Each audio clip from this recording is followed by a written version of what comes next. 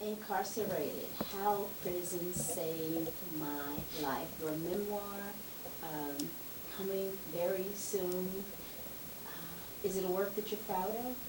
Yes, simply because it's kind of like giving back. It's allowing me to use that as a vehicle to change or influence lives for the better, because I could have wrote a book that was a glamorous drug life, or I could have wrote a book or written a book that was more on the redemptive level. And that's the path that I'm talking about in my book, is how you can change, not how you can stay in that life, you know. And what we have is enough of those books. We have too many of those types of books that influence people to do more wrong than they probably would do or would have done. So what I want to do is try to bring about correction, because the average guy, once he gets down in prison and he see the magnitude of what he's done to himself and his community, then he normally wants to bring about change. But see, the thing is, when you get back out here, it's hard to change when the environment hasn't changed. And that's why we got to be catalysts in changing the community. The guys that are going to prison, they need to come out. And that's what I want to do, have a bunch of soldiers, a bunch of MIB soldiers working with and in the community, creating a new community so we can change the community life in which we live, because that's going to be conducive to our future. Because if we keep on with the same generation, issues, the generation that comes after us will be worse, worse, worse. Just like we're wondering what's going on with the youth. The youth are the way they are because of me, because of the dads, because of the fathers, because of the brothers, because of the uncles. If we're not there for our siblings, then they're going to do what they're doing. I mean, you have these young boys that are committing grown men crimes. I don't want to go out and commit a robbery and someone might get killed. So why should a 14, 15, 16, 17, and that's what we're dealing with. Our criminals are becoming younger and younger. Not to say that they weren't the same age one, but it's more of them. And see, that's what we're doing. We're experiencing a population boom. And these children don't have anything to do. And the money crime, that magnet that I said I repel now, that magnet is consuming them because they don't have anyone influencing them on the right. They're going to the left.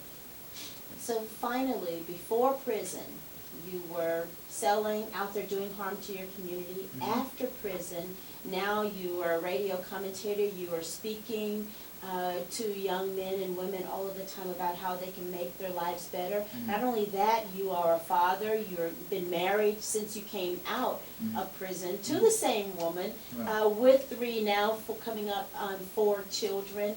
Mm-hmm. So sum up for us your life now and what you're doing. Tell us a little bit about what you're doing, and then sum up the book for us. Well, I think that for the most part, my whole ambition is to motivate and bring about change.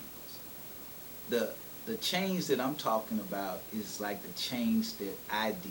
It's like a 360-degree change. You're facing one way, you turn all the way around and come back, and you're a new person. But it's not overnight.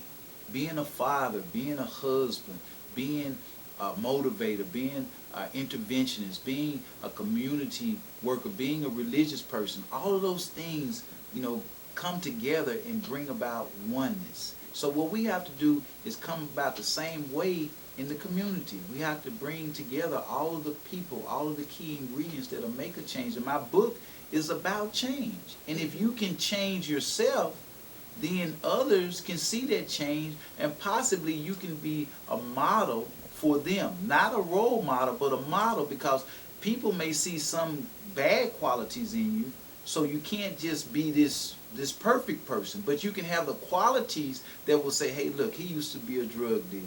He used to sell a bunch of drugs. He used to be what we would call in the hood a baller or a kingpin.